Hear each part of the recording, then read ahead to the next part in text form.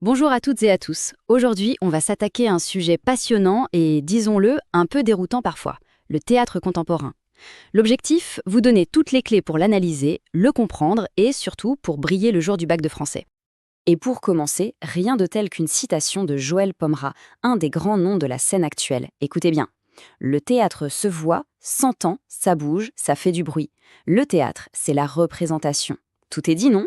On quitte l'idée du texte sacralisé, intouchable. Le théâtre, c'est d'abord et avant tout une expérience physique, sensorielle. C'est ça le point de départ de toute notre réflexion. Alors, comment on va organiser tout ça? Voici notre feuille de route. On va d'abord parler de la révolution de la scène, puis du nouveau rôle du metteur en scène, de ce qui arrive au texte lui-même, de la place du spectateur, et enfin, bien sûr, on fera une synthèse pour le bac. Allez, c'est parti pour le premier point, la révolution de la scène. Qu'est-ce qui a changé au fond pour qu'on parle de révolution? Alors voilà le premier point, et il est crucial. Si on pense au XVIIe siècle, on a le classicisme, au XIXe le romantisme, le symbolisme, des étiquettes claires. Mais pour le théâtre contemporain, oubliez ça. Il n'y a pas un mouvement, mais plutôt une galaxie de formes, d'esthétiques différentes. Le seul vrai point commun, le principe qui unit tout ça, c'est l'idée que la représentation, ce qui se passe ici sur le plateau, a désormais la priorité sur le texte écrit. Et logiquement, si la scène devient le cœur du réacteur, qui est le maître de la scène?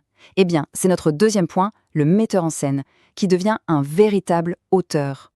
C'est un vrai basculement, une redistribution des cartes. Pendant des siècles, le roi, c'était l'auteur, le dramaturge.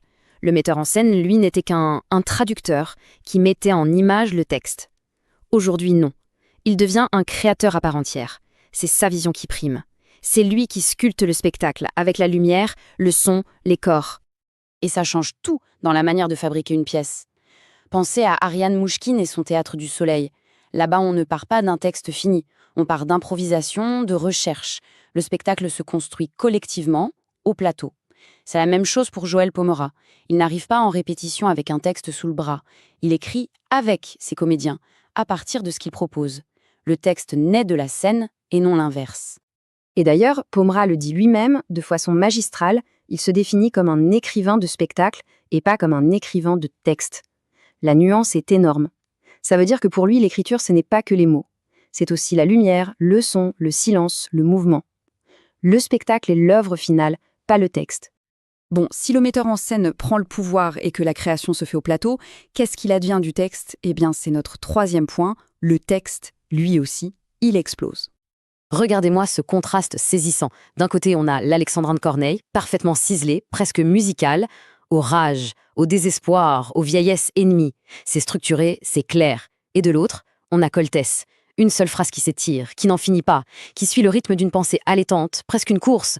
On n'est plus dans la belle langue, on est dans le flux de conscience, dans l'urgence. La forme classique a volé en éclats. Et attention, ce n'est pas juste pour faire moderne. Si le langage se fragmente, s'il devient plus brut, parfois plus violent, c'est parce qu'il cherche à dire la complexité de notre monde, les angoisses, la solitude, la difficulté à communiquer. La langue de théâtre devient le miroir de nos propres fractures intérieures. Et parfois, ce miroir est brutal. Prenez Sarah Kane et ce qu'on a appelé le théâtre in your face, littéralement dans ta figure. La citation parle d'elle-même. C'est un cri, une liste d'impossibilités qui s'enchaînent sans ponctuation. Le but ici n'est plus de plaire ou de raconter une histoire bien ficelée. Le but est de secouer le spectateur, de lui envoyer la violence du monde en pleine figure pour le forcer à ressentir quelque chose. Justement, parlons-en du spectateur.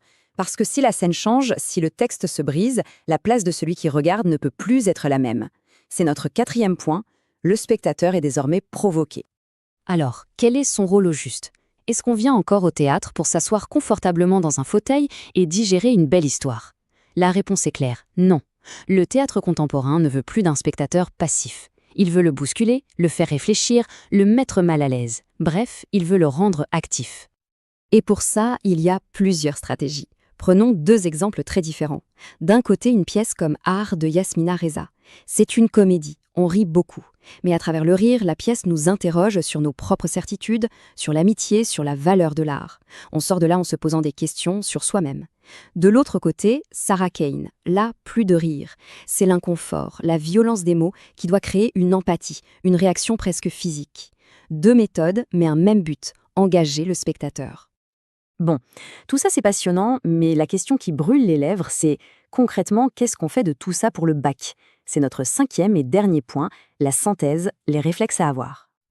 Retenez bien ces 3 réflexes, c'est votre trousse de secours pour n'importe quel texte de théâtre contemporain. Premier réflexe, analysez le plateau. Ne parlez pas que du texte, pensez à la mise en scène, à l'espace, à la lumière. Parlez de spectacle total. Deuxième réflexe, identifiez la rupture. En quoi cette pièce casse-t-elle les codes du théâtre classique? Au niveau du langage, des personnages, de l'intrigue? Et enfin, troisième réflexe, questionnez le spectateur. Comment la pièce s'adresse-t-elle à son public? Cherche-t-elle à le faire rire, à le choquer, à le faire participer?